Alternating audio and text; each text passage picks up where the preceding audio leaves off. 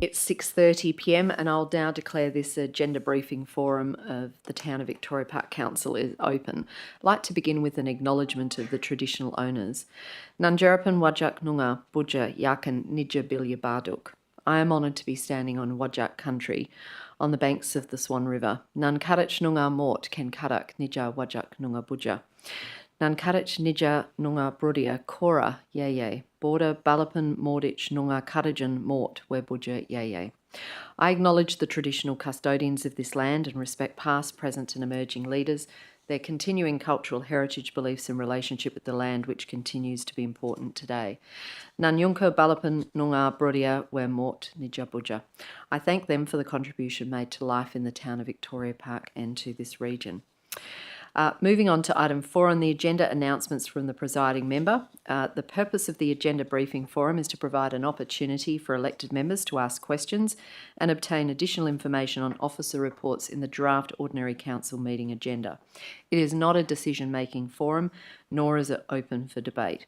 Members of the public that may be directly affected by an item on the agenda can make presentations, deputations, statements and ask questions prior to the matter being formally considered by Council at the next ordinary Council meeting.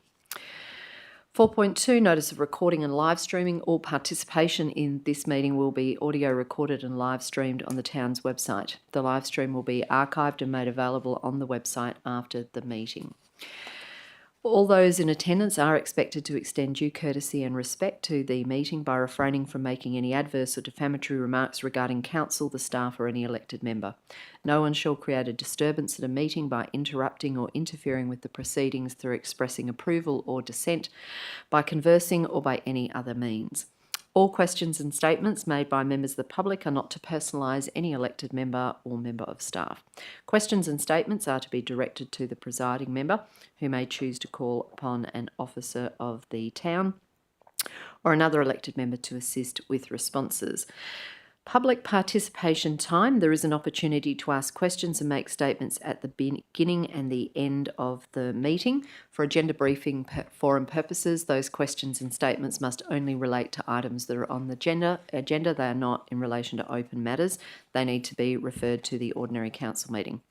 The opportunity to ask questions and make statements at the end of this forum is limited to those members of the public who did not participate in the first public participation meeting, time that is held at the beginning of the forum. Public participation time will be held for a maximum of 30 minutes. Any additional time must be by agreement from the elected members at the forum, and it will be in 5-minute increments. As per our usual practice, or rather my usual practice as presiding member, there's a limit of 3 questions per person and 2 minutes allocated to statements. If there are not many people in the public gallery, we can be more generous with those limits, but they are intended to ensure that every person who is present gets a fair and equal opportunity to ask their questions and to make their statements. Some questions tonight may be taken on notice. Responses to questions that are taken on notice tonight that relate to the agenda items will be presented in the officer's report for the ordinary council meeting agenda under the specific heading Further Consideration that appears currently at the end of the officer's report.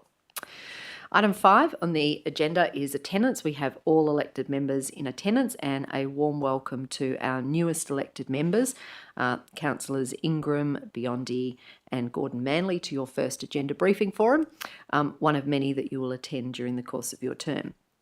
We have a number of members of the town's administration and executive, headed by the Chief Executive Officer, Mr Askew. We have no apologies and no approved leave of absence. Item 6 is declarations of interest. Mr CEO, do we have any declarations of interest, please? Thank you, Mayor Vernon. I've received 2, both from yourself. Item 12.1, an impartiality interest. I'm a member of the Hockey Working Group and have had several meetings with the Victoria Park Xavier Hockey Club regarding their advocacy for a synthetic turf to be built at a location within the town, including the proposal for their relocation to the Australian High Performance Hockey Centre redevelopment at Curtin University. And item 12.2, also an impartiality interest. I have had a significant level of communication with residents who oppose the motorsport racetrack development at Burswood Park since January 2025 and have been the town's spokesperson for opposition to the racetrack pursuant to Council's February resolution. Thank you, Mr CEO. Are there any other elected members who wish to make a declaration of interest? Councillor Anderson. Thank you, Mayor. I have an impartiality for 12.1 as I'm a member of the Victoria Park Xavier Hockey Club Working Group, and I have spoken with the Hockey Club on several occasions in regards to the business case and the synthetic turf.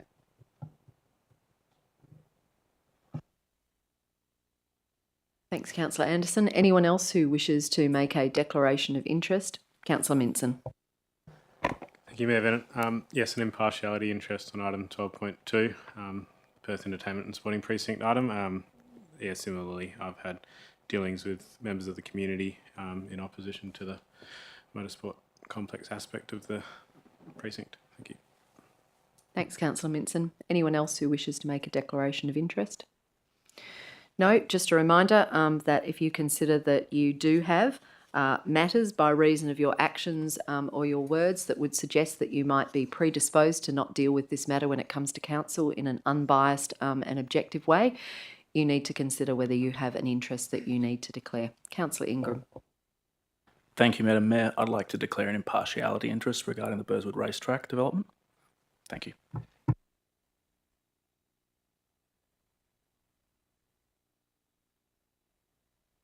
All right, and for those who are making their declarations tonight who've not done this before, you do need to send through a written declaration of interest, and the form is available for you on the elected member portal, so you can submit that either during the course of this forum or at the end of it. But that then officially goes on the record. So we are noting it tonight as you're making the verbal declaration, but it is a requirement for you to make that declaration in writing. So, on the basis that no one else has indicated that they have an interest that they wish to declare, we'll move on to item 7, which is public participation time, which I'll now open officially at 6:37 p.m. So, I have indicated one person at the moment who wishes to participate in public participation time. And for those who are wondering, this doesn't work the same as it does at ordinary council meetings. We don't separate out the difference between public statement time and public question time at agenda briefing forums. It's just called participation time, and people may come up and they may choose to ask questions, make statements, or do it all together, which of course is done separately at ordinary council meeting. So, first person on my list, Sue Quinn. Please come forward, state your name and your suburb, and then we look forward to hearing from you.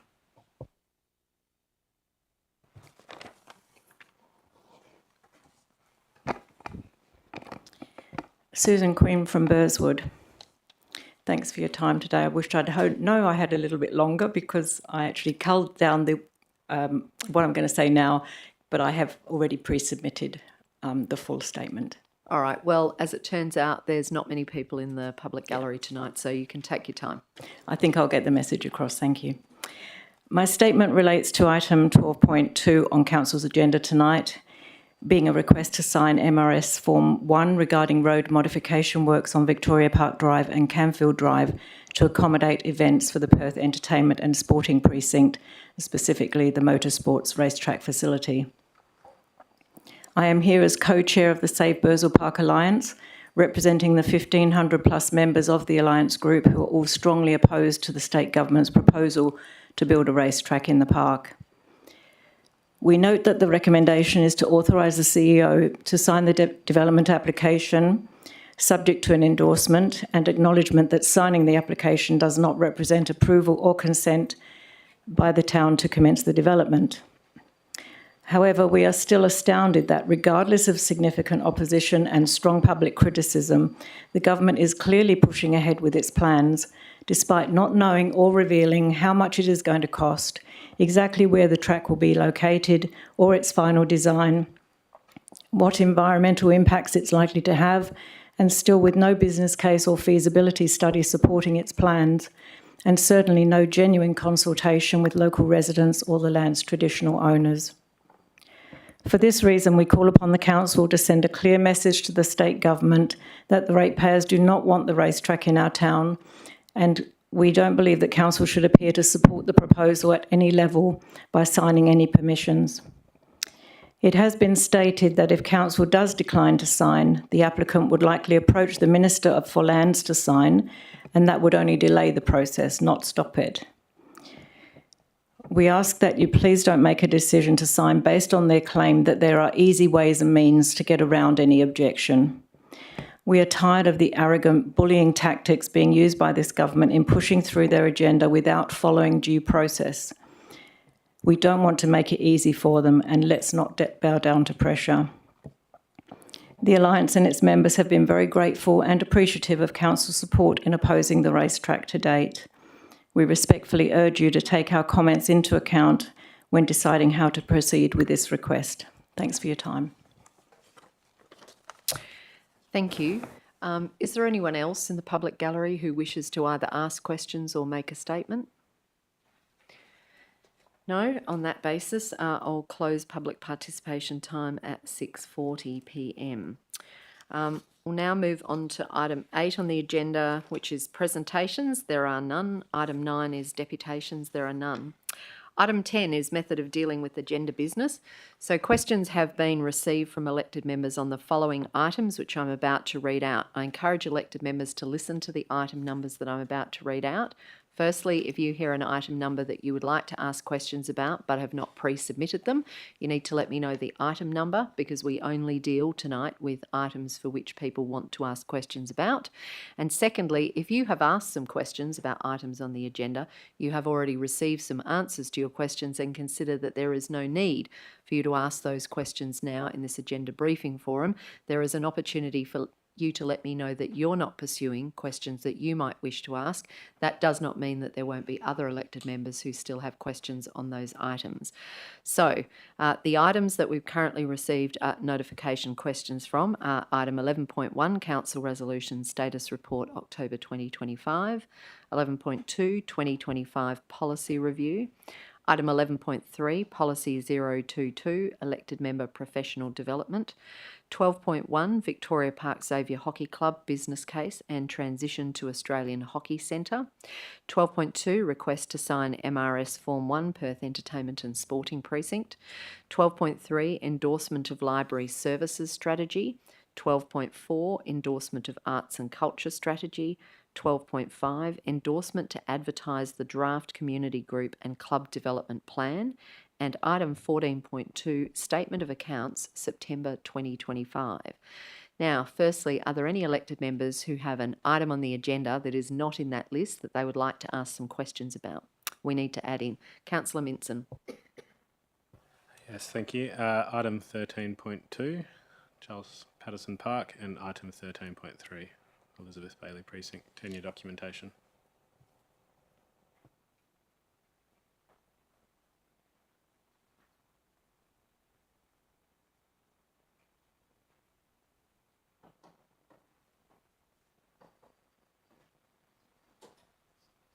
Are there any other items on the agenda that other elected members would like to have added in that were not in the original list that I read out? No? Councillor Cruiser? My apologies. Could I just confirm that 11.1 was included in the list? Thank you. Was. Are there any of the item numbers that I read out that any of you had questions for that you no longer wish to pursue that we can take from the list? Councillor Anderson? Thank you, Mayor. I've had responses for questions 12.2 and 12.3, so I don't need to ask those questions. Receive responses. Thank you. Thank you. Any other elected members? Deputy Mayor Miles? I had questions for 11.3, which I've received responses to. Could someone tell me how to turn my microphone on, because I can't find the button, so I'm using this one. I don't know where the on switch is. It's all right. We'll just get the council liaison officer or minute secretary to assist. It might be that the battery is not working.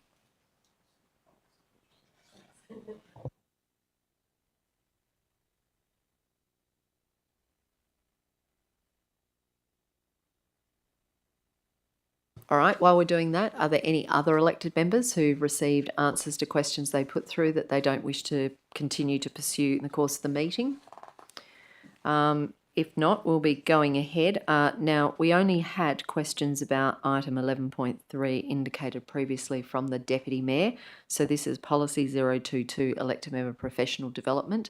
Are there any elected members who still wish to ask questions about that item? Because if not, I'm going to take it off the list. No, not seeing any indication, so that one is coming off the list. And otherwise, we still have other questions from other persons in relation to items 12.2 and 12.3, so they'll stay on the list. All right, so we're going to start now with item 11.1, which is Council Resolution Status Report, October 2025.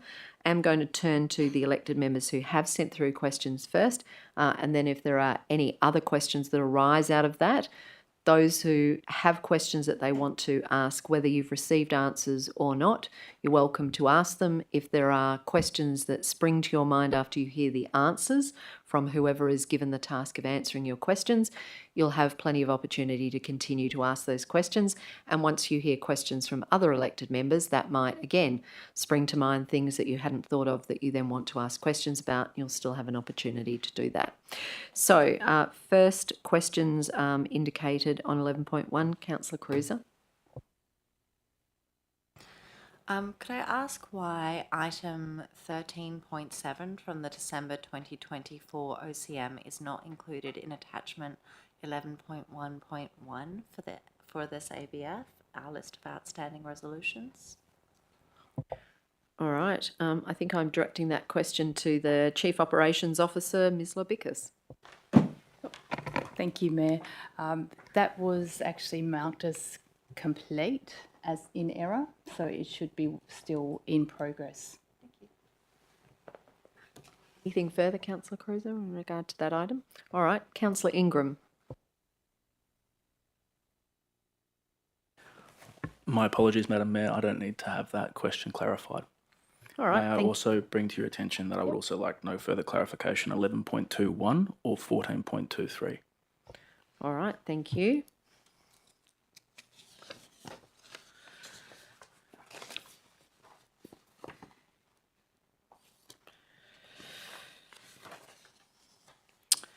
All right. Are there any other questions from elected members about item 11.1, the council resolution status report? No? All right. We'll conclude item 11.1. Now, 11.2 is 2025 policy review. Noting Councillor Ingram doesn't wish to pursue the questions he's submitted previously on this. Are there any other questions from elected members about this particular item? No, in that case, I'm going to ask one. I'd like to understand in relation to policy 312, the transaction card policy. My question is whether there is a basis for council to consider limiting the overall number of transaction cards that we would have issued at any one time. Direct that question to the acting CFO, Mr. Pryor.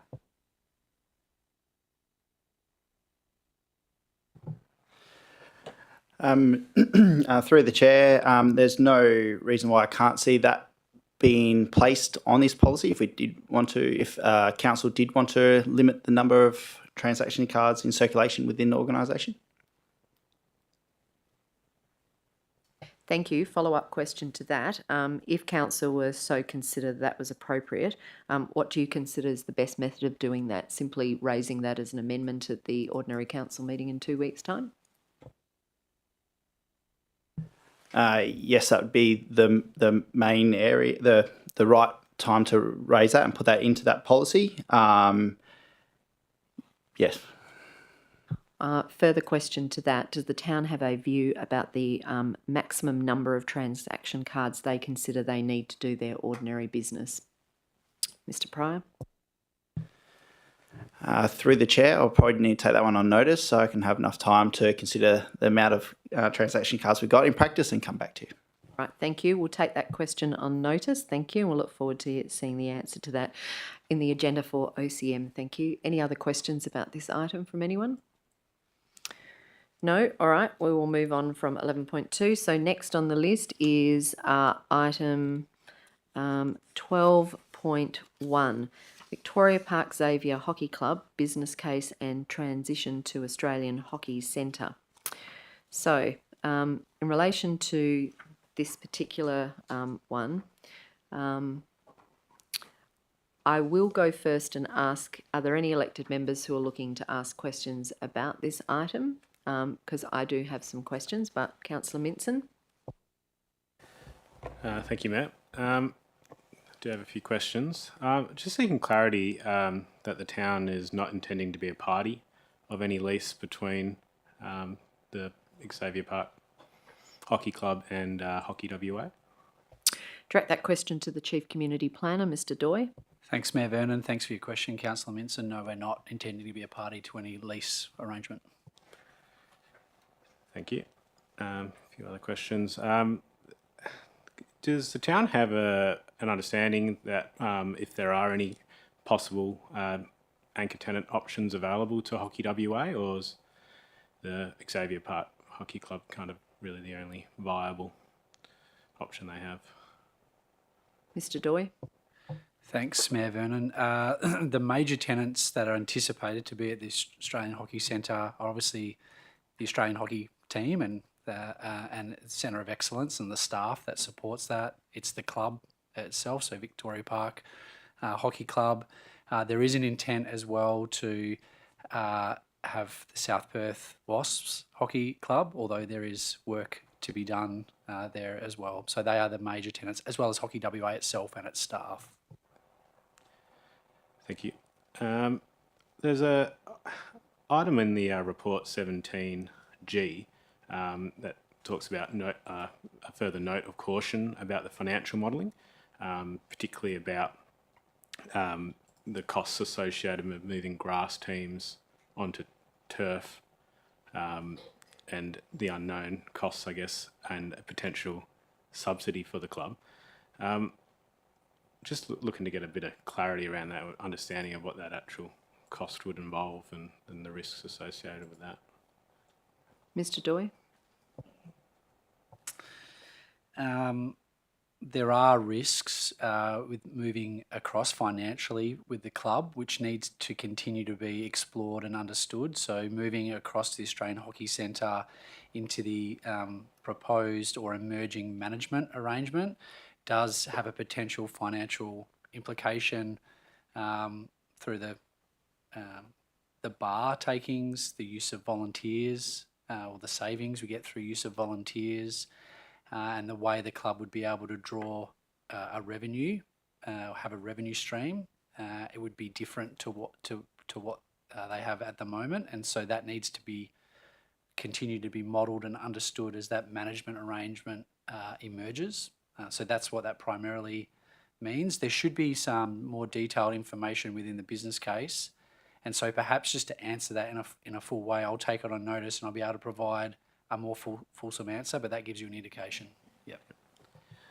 And I guess to clarify, yes, that all that when we're talking the financial cost risks there, we're talking for the hockey club, not for the town. Mr. Doy? Thanks, Mayor Vernon. Yeah, for the hockey club. Yep. Thank you. Question on the transfer of the grant from ourselves to the hockey club. Are we, as a town, we are proposing to perform additional work. Is there an understanding of how much extra cost the town is planning to face from here until a potential signing of a lease? And then I guess that could be covered by a portion of the grant instead of transferring the full grant across? Mr. Doy? Thanks, Mayor Vernon. There will be in-kind cost, for lack of a better term. There'll be in-kind support from the town with its time and expertise and support to the hockey club. There is no intent for there to be specific costs, on consultants or anything of the like. It will be our time supporting. There wasn't an intent to use that money for to offset the town's work. Yeah. Thank you. And final question about the recommendation in the report 1F, and it talks about having, I guess, retaining the option to develop a synthetic turf and grass pitch at Charles Patterson Reserve. Could I get an understanding of the importance of actually having within the recommendation, I guess, a second preferred option rather than nothing there? Mr. Doy? Thanks, Mayor Vernon. So we obviously have our preferred option. If something happens, hopefully not, but if something happens and that preferred option doesn't come to fruition or this recommendation is not supported, we felt that it was important to have a plan B. There were 3 options that were explored as part of the business case. Charles Patterson is deemed to be the second best. Taylor Reserve is the least preferred option. So we wanted to include that there so we knew where we would go if the recommendation to move across the Australian Hockey Centre wasn't supported. Just to follow up on that, so I guess it would be the town's understanding that with this recommendation in place, that if the lease was to follow, that they would fully start to pursue the Charles Patterson option. Mr. Doy? Thanks, Mayor Vernon. Yeah, so if the preferred option wasn't supported, then we, the way that this is written, we would start to explore what the second option meant and start to test council's appetite and understand in more detail what the cost implications and time implications were with Charles Patterson. It is still, I will say though, it is still a very constrained option, and that is why the Australian Hockey Centre is our preferred position. Yeah. Thank you. Thanks, Councillor Minson. So I'm going to pick up my questions for you, Mr. Doy, in relation to recommendation 1F.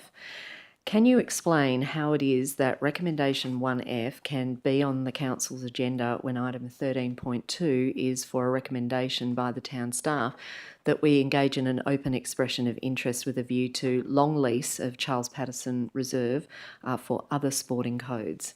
Mr. Doy.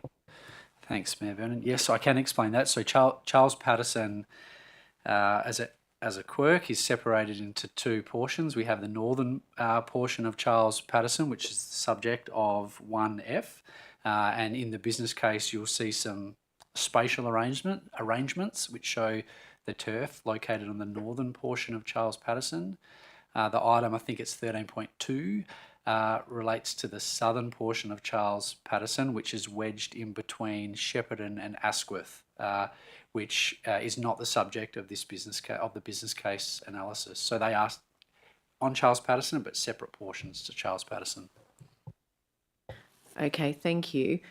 Noting that the proposals that's in the business case around Charles Patterson Reserve would actually see us not only proposing to consider the synthetic turf, but also the need for hockey club associated facilities, such as a club room and parking space. If the town were to, or if council were to proceed to accept the recommendation in relation to 13.2 for the other small section of Charles Patterson Reserve for another sporting code, that would also potentially be looking to not only develop infrastructure such as a sporting building as well as parking, how is it that that could be considered as an option that's viable right now, given the proximity of those two different portions of Charles Patterson Reserve? One potentially that could be taken up by someone for a long lease in the immediate future, and the other might not be known for some time, potentially even a couple of years, with regards to Xavier Hockey Club going to the High Performance Centre. Mr. Doy. Thanks, Mayor Vernon. Yes, that would be tricky, and that's why we are recommending the transition across to the Australian Hockey Centre. But the spatial arrangements for the northern part of Charles Patterson do include not only showing where the turf would be located, but also parking and a clubroom facility, so it can be wholly located in that northern portion of Charles Patterson, and the same would be the case for what's being proposed in item 13.2 for paddle tennis could be included on the southern portion along with supporting infrastructure such as car parking. So it can be independently built of one another. Thank you. What consideration has the town given to the intensification of the use of Charles Patterson Reserve in this way by splitting it between the northern portion and we'll call it the southern portion, for want of a better expression, such that if both of those areas of that parkland were to be consumed by the building of sporting infrastructure, the park would be completely lost, and it's in an area that's earmarked for high density living in the not too distant future. Is the town given consideration to that, Mr. Doy? No, but there would be likely, especially an instance where, if in the instance where the northern portion of Charles Patterson was, that was the fallback position that we had to explore, it would be the subject of a planning process where we would need to contemplate those things, and that would include issues such as traffic management, car parking, probably conditions around considering parking management as part of the traffic management, management of the facility and its times of use. All of those types of things would need reciprocal parking rights. Those types of things would need to be explored as part of a future planning process. Yep. Thank you. I'll ask some further questions about the Charles Patterson Reserve matter in due course. But is there a risk that the recommendation 1F will be seen by the Victoria Park Xavier Hockey Club as akin to a guarantee to them that if they don't move to the High Performance Hockey Centre, that we will then proceed to develop what is the second option in the business case, noting that that would be a difficult option to pursue if we've already granted a lease of another site next door that might impact on the ability for the northern portion to ever be developed for a synthetic turf. Mr. Doy. Thanks, Mayor Vernon. Yeah, I can see that risk. I think it has been somewhat mitigated through the ongoing discussions via the hockey working group. So we do talk about the business case and then the subsequent recommendations. We have spoken about them at length with the hockey club, but it could be misinterpreted or understood in a different way, and that could be a risk. Yep. All right, thank you. Are there any other questions about this item from other elected members? No, not seeing an indication of any further questions. So on that basis, we will move along to item 12.2, which is request to sign MRS Form 1, Perth Entertainment and Sporting Precinct. So have an indication of questions. Councillor Biondi. Yes, thank you, Madam Mayor. My question is most likely for David Doy. Just building on, obviously, the questions that I asked earlier today, thank you for your response. Would the town's staff be open to obtaining legal advice as to whether the CEO does, in fact, have delegated authority to sign the MRS Form 1 in light of my views with how the delegation is written? So, Councillor Biondi, just for future reference, you simply address the questions to me and I determine which staff member will answer them. So if you wish to have questions answered by a specific staff member, then send those through as an elected member request for information. My apologies, Madam Mayor. Thank you. Mr Doy, is that one for you or Mr CEO? No, that's fine. Mr Doy. Thanks, Mayor Vernon. Thanks for your question, Councillor Biondi. We're always open to seeking legal advice, and in many instances we need to. It is our view in this instance, however, that it's not required. So that is our position. You have further questions? No further questions from me. All right, thank you. Are there any other questions from elected members with relation to this particular item? Councillor Minson. Thank you, Mayor. First question, I guess, is about any precedents that the town knows of about not signing one of these MRS Form 1s. Mr Doy? Thanks, Mayor Vernon. Thanks, Councillor Minson. Yeah, that's a good question. No, I'm not aware of a precedent. That doesn't mean they don't exist, but I'm not aware. No. I think, Councillor Minson, the fact that the officer's report indicates in the, I think, final paragraph that if consent was not given through the town, then that would have to go back to the Department of Planning, Lands and Heritage to find another pathway.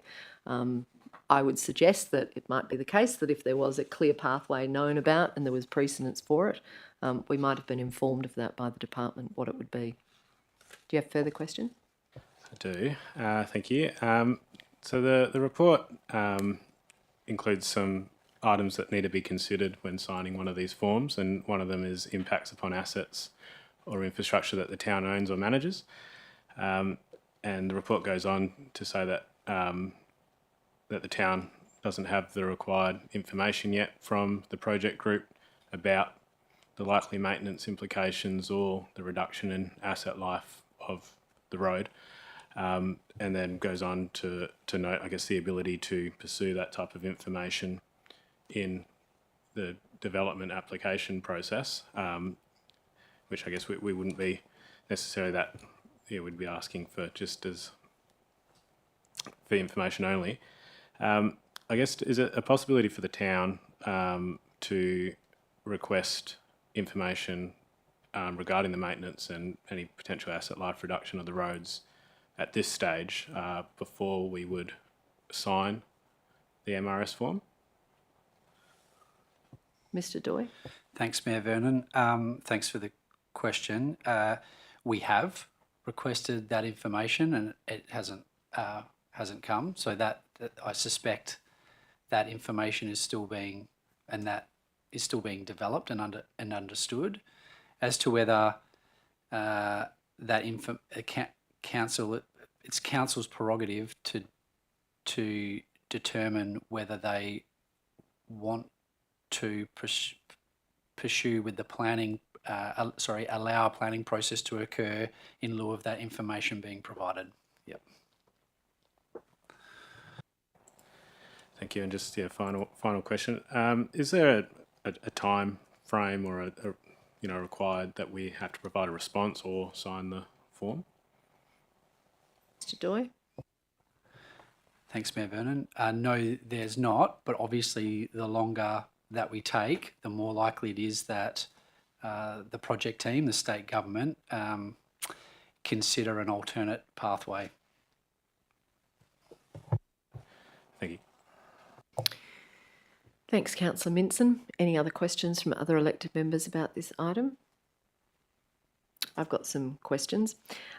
So in relation to attachment 12.2.1, the letter from OMTID regarding this, I note firstly that they indicate under the proposed works that some modifications to the public roads will be required, but the public roads will generally remain unchanged and will retain their current function as public roads except during the annual Supercars event. Has the town received information from the PESP team as to what period of time they anticipate the public roads will be unavailable during the annual Supercars event? In other words, what time period will they be closed to general public use in the lead up to, so the bump in and the post-event bump out? Mr. Doy? Thanks, Mayor Vernon. No, we have not received that information. Next question, is that information the town has requested the PEST team? Mr. Doy? Thanks, Mayor Vernon. I will take that on notice. Not to my knowledge, but we potentially have, so I'll take that on notice and just find out. All right, thank you. In terms of the information that's been provided, I note that there isn't a track design being provided that we can rely upon as being the final track design. So in the circumstances, what happens if council were to approve this form being signed in order to allow the next stage to develop, and subsequently the track design is released to the town of Victoria Park, and we see a significant impact on the town's local road system, including deviations, realignment, it being potentially moved to a different location, that would have problems for our local traffic flow use of these roads.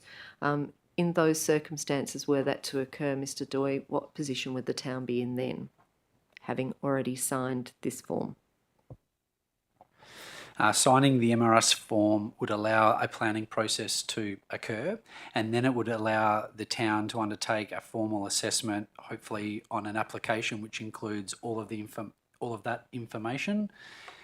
We would, in undertaking that assessment, be able to then present it to council, and council would be able to consider the officer's recommendation, which would likely include a series of, include a series of conditions, and council could form a view.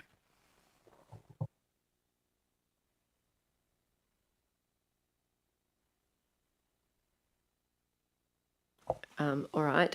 So in terms of, again, the 12.2.1 letter from OMTID, I noticed that at the end of their description of the proposed potential impact to the public road infrastructure for Victoria Park Drive, and particularly Camfield Drive, there's then a further paragraph that says, in addition, meaning in addition to all those things, some permanent and temporary modifications will be required to road furniture, curbing and road islands, signage, light poles, traffic signal poles, landscaping.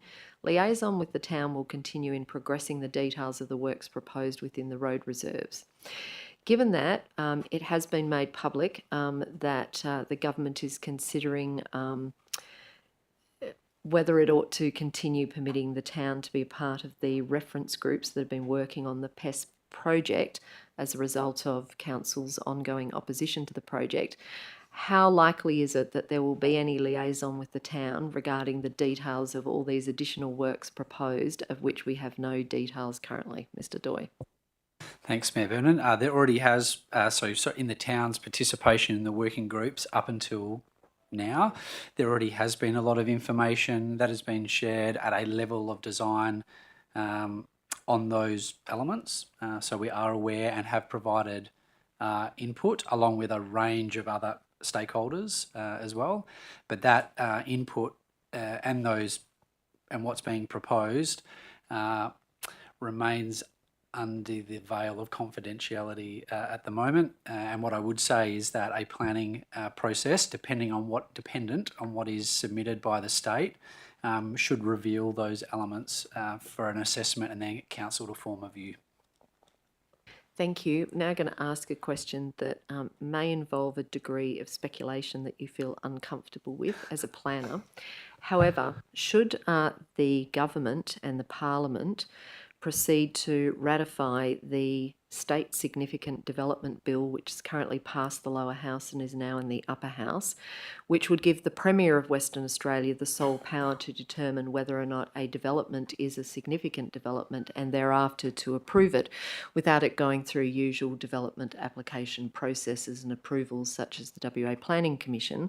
Were that to occur, how likely is it, do you think, that there will continue to be a development application approval process for this particular development? Mr. Doy. Thanks, Mayor Vernon. You are taking me into the realms of speculation, but what I would say is that when in the letter from the state government that's attached to this item, it talks about seeking an alternate pathway. It's fair to say that the town does not know what that is, and so part of the rationale for our recommendation to sign the MRS form, it does allow for a planning process to occur, an assessment, and then council to be able to take a view, and for our community to be able to see whatever's provided in that application from the state. So can I seek to clarify when you said it's fair to say that the town does not know what that process is? Is that what I understood you to say? Thanks, Mayor Vernon. No, we do not know what that alternate pathway would be. All right. So I understood, and that's why I did say this might be uncomfortable for you as a planner about the new legislation, but were that legislation to be approved by Parliament within the remaining sitting days of this calendar year, which I understand is probably only about 8 or 9 days left, and introduce a new piece of legislation about how to deal with significant developments, is there a risk that this project might fall into that new pathway, that therefore after that sees no development application go forward, that the town or its community would have any opportunity to have a say in? Mr. Doy. Thanks, Mayor Vernon. I'm not aware of that legislation, and I'd love to be able to form a view on a risk, but I'm just not aware of it, so I'm not certain. All right, thank you. Can I ask then, is there an opportunity for the town to review the significant development bill before the ordinary council meeting and provide some information to council before the matter comes to us for OCM? Mr. Doy. Thanks, Mayor Vernon. Yes, we can undertake a swift review and provide some information in the further considerations part of the report. Thank you. In that case, I'll take that on notice so that it can be provided in the further consideration for OCM. Are there any other questions in relation to this item? Elected members? No? All right, thank you. We'll move on to the next item on the list, which is 12.3, Endorsement of Library Services Strategy. Councillor Cruz, I understand you have some questions about this. Thank you. Those questions have been dealt with by email. All right, thank you. Are there any other questions from elected members about item 12.3? No, I have a couple of questions. Apologies that these didn't come through in advance. Firstly, is there a reason why the recommendation from the officers is to endorse the strategy instead of to adopt it? Mr. Doy? Thanks, Mayor Vernon. No, there's no particular reason. No, there's not. Can I ask, if we were to endorse it rather than to adopt it, does that ultimately end up in the town's view having a impact on whether or not we subsequently go on to fund some of the things that are in the strategy if it remains only in the endorsed position rather than the adopted position? Mr. Doy. Thanks, Mayor Vernon. I don't have a view as to the difference in the utility of endorse and adopt, but perhaps I'll take that on notice and have a look at it. Thank you, and I'm raising that on the basis that in the past we have adopted council strategies rather than endorse them. My second question is on page 38 of the officer's report, in the summary of the feedback that we received, the last point is stated to be, and I quote, increased opportunities for community connection and belonging. There is then a commentary from the officers, and my question is there a reason why that commentary is not recorded as being noted for embedding into a plan, just as the other feedback immediately above it is all noted to be brought on board and embedded into a plan? Mr. Doy? Thanks, Mayor Vernon. I'll have to take that one on notice. Thank you. All right, thank you. We'll take that on notice. And my third question, in the budget implications of the officer's report, it stated that there are sufficient funds in the current annual budget to address the recommendation to endorse the new strategy. So my first question is, what is the current annual budget for the library's strategy? Mr. Doy? Thanks, Mayor Vernon. I will take that on notice to understand the total costs of all of the programs that are run by the library.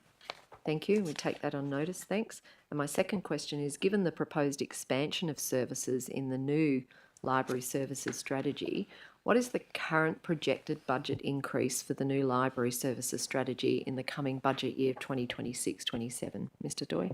Thanks, Mayor Vernon. There's not necessarily an intent to expand the services, although the strategy does give us the ability to be able to expand the services and for councillors to understand how that expansion could work. But what we will do as part of the annual budget process is test councillors' priorities and appetite to potentially expand, but it doesn't necessarily mean that we have to. We can continue and also meet many parts of the strategy with the current budget, of which I am taking on notice. Thank you. I've asked this particular question because of answers that were given to Councillor Anderson earlier today in answer to her questions about how the library plans to increase its inclusiveness, and there was a very long list of things that it was said that the library would be doing to expand its current offerings. So that said to me that there was going to be an expansion in line with the inclusion as a key fundamental priority. So maybe I've misunderstood that. But if those many things on that list were said to be achieved or start to be rolled out, they would appear to me to be an expansion of services beyond the current budget. So hence the reason for that question. Mr. Doy? Thanks, Mayor Vernon. Many of those things that are on the list don't necessarily require an extra funding, so it might be a change in direction, or they're things that we can accommodate within the existing budget. Some of those things, though, identified as potentially happening, but they need to be tested through council via the annual budget process. It's council's choice whether you want to expand the program and expand the budget that's allocated to the library. All right, so thank you. So can I ask then, with regards to this issue, is it the case that when the town begins budget workshops with council that we can potentially see what the proposed budget is and any potential expansion of the budget to accommodate some of these new type services or expanded services, Mr. Doy? Thanks, Mayor Vernon. Absolutely, that's the intent. Yep. All right, thank you. Any other questions about this item? No? All right, thank you. Next item on the list is item 12.4, which is the endorsement of the arts and culture strategy. So I'm going to go firstly to you, Councillor Anderson, for questions in relation to this item. Thank you, Mayor. I have two questions. The first one is, what is the estimated annual cost to implement this strategy, and has this been factored into for future budget? Please. Direct that question to Mr. Doy.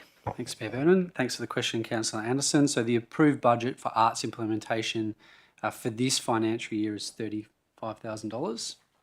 The program's focus in this year is delivering low-cost initiatives and fostering strategic partnerships to maximise community engagement and creative outcomes.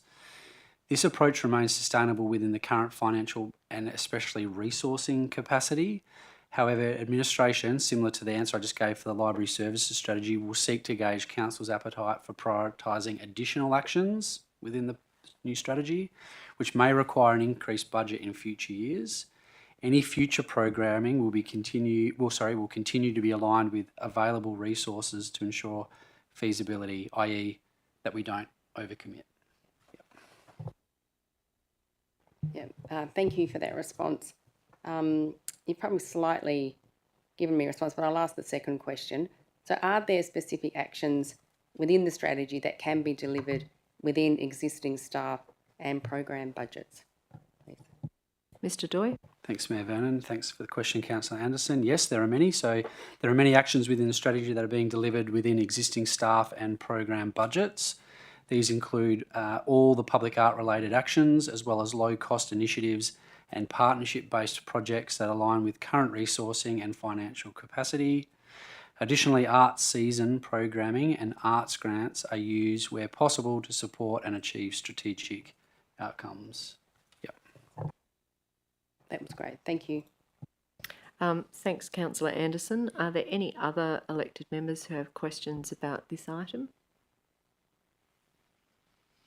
I do have a couple of questions then.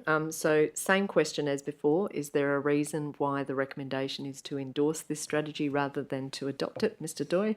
Thanks, Mayor Vernon. If it's okay, I'll take a shortcut and say my answer is the same. All right, fair enough. Thank you. Following up from Councillor Anderson's questions about the budget here and noting the answers that were given in advance of tonight's meeting, I did want to ask whether what was said there about the $35,000, does that include the delivery of Arts Season in 25-26, for which Arts Season will be delivered next year in April? Also, does it include the amount of money that we set aside for arts grants, as well as arts season grants? So just making that clear, we obviously run arts season ourselves, but then we do call for arts season grants for particular performers, and then we have the general arts grants.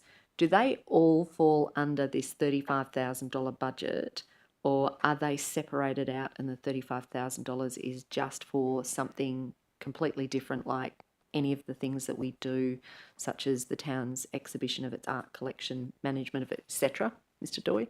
Thanks, Mayor Vernon. Yeah, my understanding is the $35,000 does cover our arts season and arts grants. It doesn't cover things like the Arts and Culture Festival or event.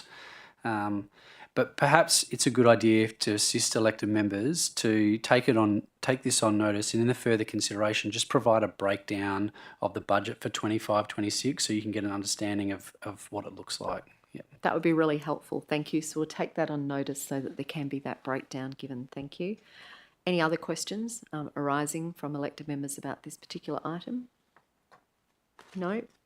All right. Thank you.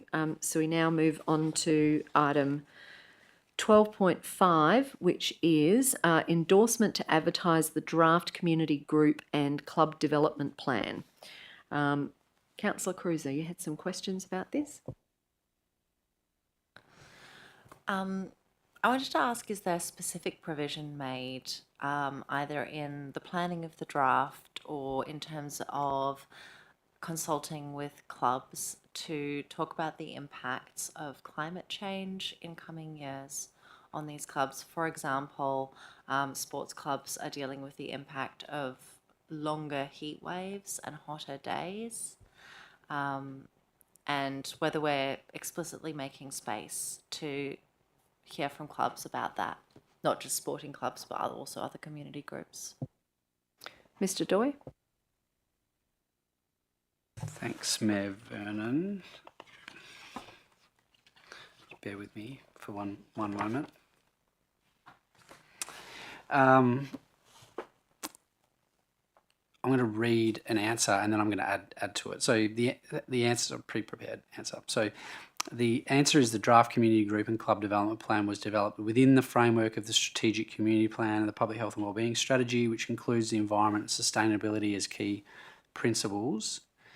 And the bit I'm going to add is that, so this is an implementation piece of our public health plan, public health and wellbeing plan. Pillar 3 relates to safe and resilient, keyword resilient, which includes resilience in a changing climate for our clubs. The impact of climate change on clubs and community groups has not been explicitly considered, but the team, what the team have done is have said is that your comments will be kept in mind through the public advertising process, because we do see them as an important consideration as part of the strategic planning of our clubs and community groups in the future. So alongside the public feedback received during the period when the plan is put to the community for comments, we'll consider that. Officers will see how best to incorporate those comments and your comments into the final version of the plan. Yep. Councillor Cruiser, anything further? No?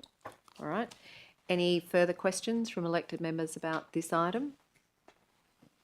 No? All right.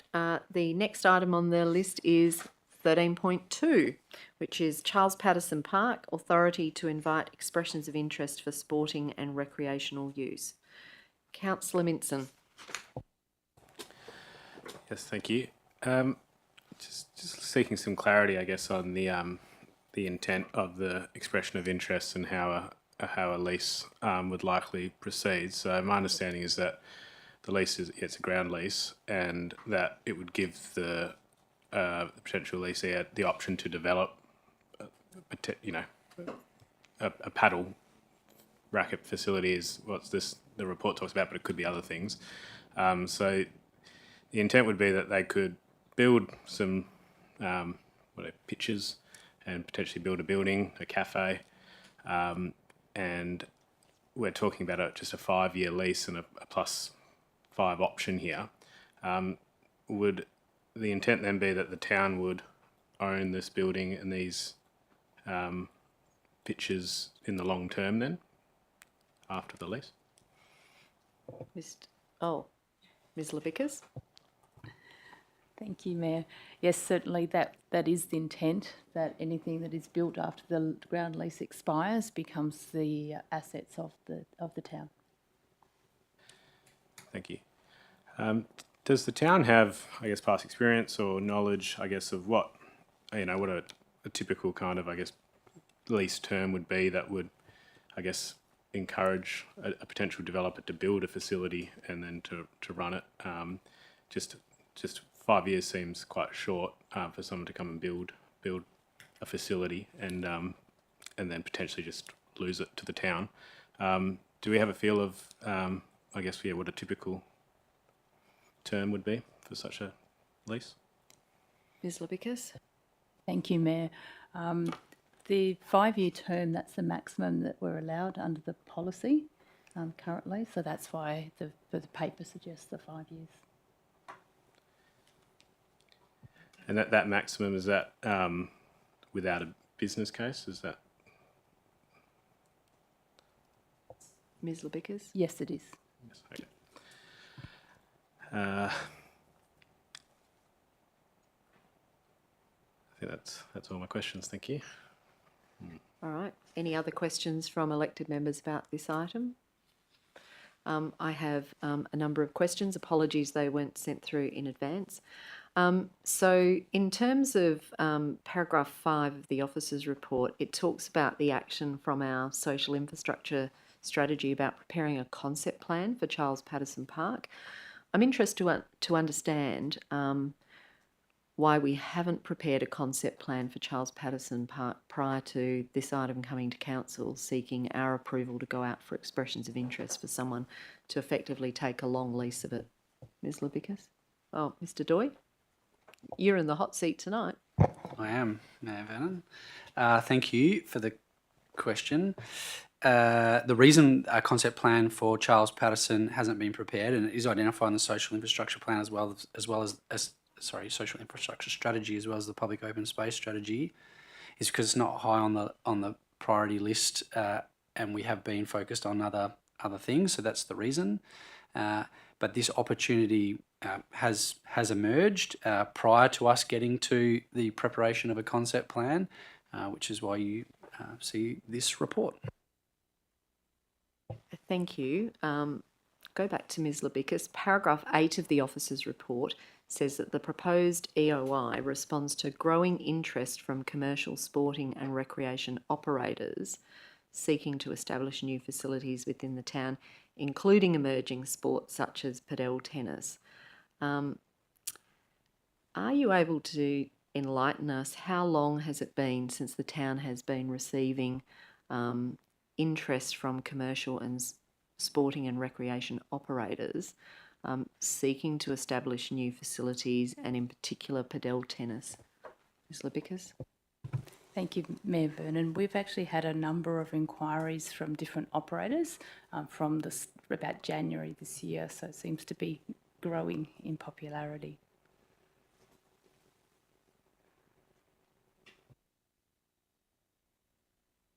Thank you. And when it says commercial, sporting and recreation operators, apart from the reference to padel tennis, can you provide us some details of what type of commercial, sporting and recreation operators we're talking about? Thank you, Mayor. I'm going to defer this one to Ryan. Thank you. Thanks, Madam Mayor. Through the chair, other sporting uses could be pickleball, could be soccer of sorts, but it seemed to be a common theme with the numerous, emails that were received from paddle operators, and there was a distinctive pattern, that paddle tennis came up numerous times and seems to be the favoured sport of choice. Yeah. All right. So I'm now going to ask, is the town aware that padel tennis is governing body is Tennis Australia, and therefore its affiliates in each of the states being Tennis West in this case? Is that one that you're able to help with, Mr Warburton? Through the chair, I'll have to take that on notice, but yeah, they are independent businesses, paddle operators, so there wasn't known to be any affiliation with state tennis of WA. All right, so to be clear, padel tennis currently is under the governing body of Tennis Australia for competitive sport purposes, so in other words, for participating in governed tennis padel competition. So it might be that commercial operators are not interested in being part of competitive sport, maybe just providing it for people who are user payers. So that's what I'm trying to get at. So I'll ask another question. Is the town aware that the State Tennis Centre, which is obviously the home of Tennis West, is proposing a significant $80 million redevelopment of their facility to include padel courts to be available for people to hire? Whoever would like to answer that one. Mr Warburton. Yeah. We'll take that one on notice. Thanks, Mayor. All right, thank you. If you could take that one on notice, please, that would be important. In terms of the requests that you've been receiving since January 2025, has there been an opportunity for this to be brought to elected members at a concept forum where we could discuss future aspirations for Charles Patterson Park, given that our public open space strategy recommends that it remains as public open space rather than becoming an active reserve for the playing of sports? I'm going to go to you, Ms Labicus, for that one. Thank you, Mayor Vernon. We hadn't considered that at this point in time, but happy to. All right, thank you. Are there any other questions from elected members about this item? Councillor Cruiser. This is with regard to the request for a spot for padel tennis. Has that been considered at all during the discussions about the future of Higgins Park as a possible location for this sport in particular? I'm going to refer that one to the Chief Community Planner, Mr Doy. Thanks, Mayor Vernon. No, it wasn't considered as part of the Higgins Park master planning exercise. The tennis courts were a kind of a constraint in the master plan that had recently been delivered by the town, and it didn't come up during that time, bearing in mind that was 2020 when paddle tennis wasn't necessarily the next thing. It may come up in conversations during the options analysis for the club rooms. Thanks, Councillor Crozer. I have a follow-up question. Has the town been given any information from the Perth Entertainment and Sporting Precinct developers that they are considering padel tennis as a potential sport that could be accommodated in the Burswood Park development? Mr. Doy. Thanks, Mayor Vernon. That type of information is covered under the veil of confidentiality, and I will be breaking it to provide that to you. Thank you. Any other questions from elected members with regards to this item? No? All right. We will move on then to item 13.3, which is Elizabeth Bailey Precinct tenure documentation request by Black Oak for consent cafe bakery sublease. Councillor Minson, you had some questions about this item. Yes, thank you, Matt. Yeah, just seeking clarity around the request for authority to modify the details around awarding practical completion.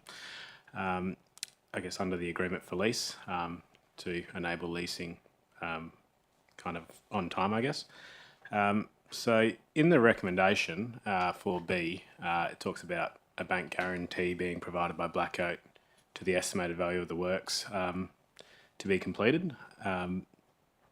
And further on in the report, it talks about that Black Oak's current planned bank guarantee of $500,000 would be enough to cover any of the future works.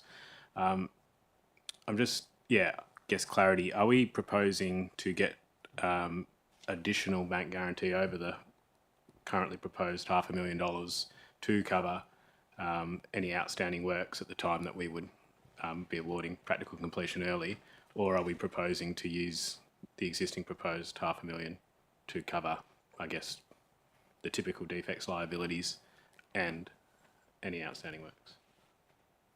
Ms. Lubicas? Thank you, Mayor Vernon. The proposal is to not to seek additional bank guarantees. The reference to the bank guarantee that's currently in place was simply to communicate Black Oak's position that they feel that should they not be able to secure an organisation to complete the fit out of the bakery, that that bank guarantee should be sufficient for us to do it. Thank you.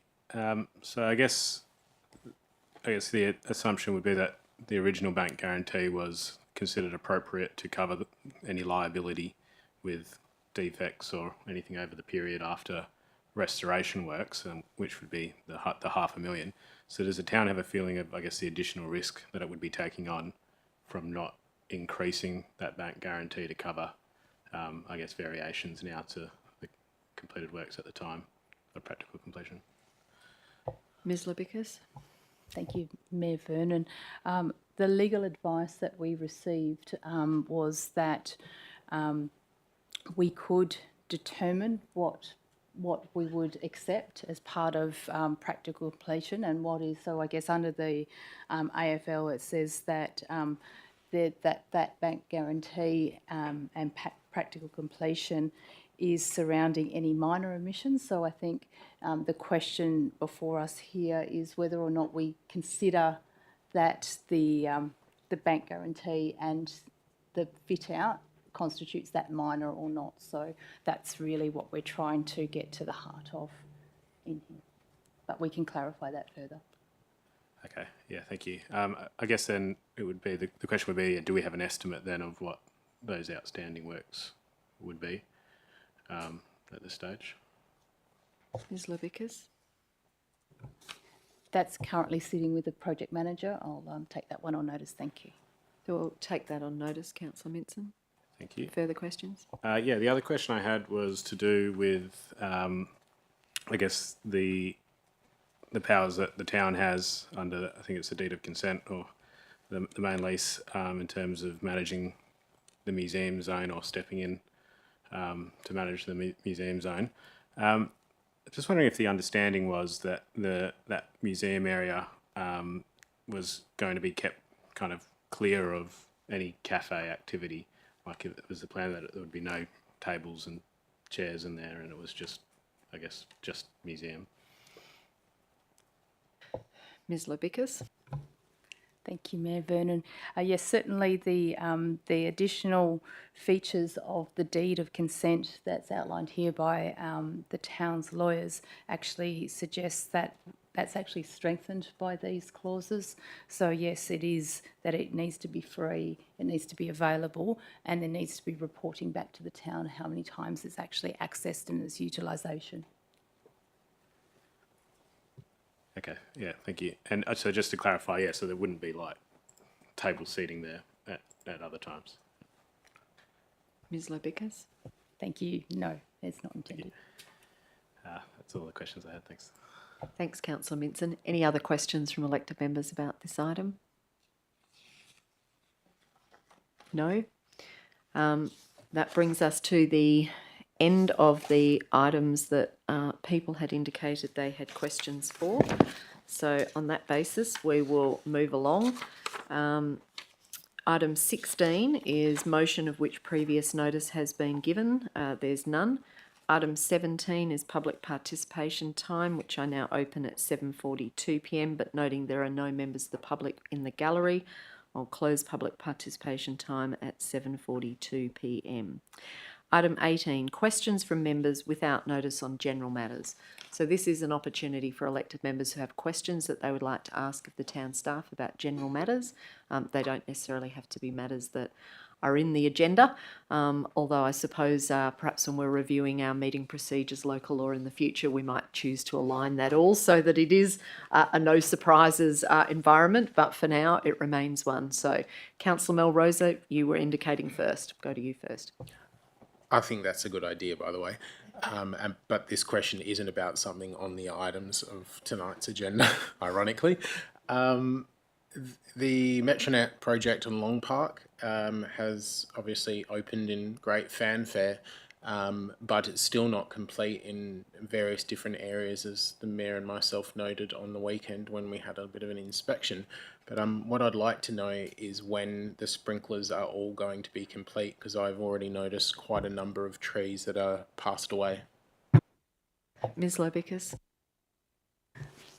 Thank you, Mayor Vernon. We actually had a meeting today with Mr Vincent from the state, and they are still working through achieving practical completion. So they've not yet signed that off. There have been some issues with the actual planting out of the landscaping, and they'll come back and do that planting out in the next year. Quick follow-up.